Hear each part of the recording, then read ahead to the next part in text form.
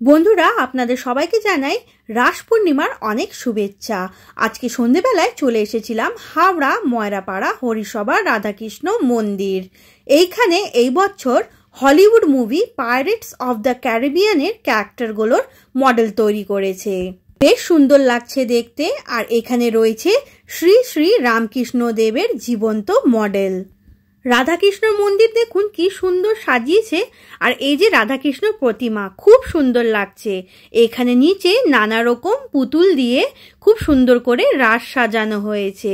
প্রত্যেক বছর এখানে এইরকমই মাটির পুতুল দিয়ে সুন্দর করে রাস সাজানো হয়। আবার এইখানে কিন্তু একটা ভূতের শো করা হয় প্রত্যেক বছর।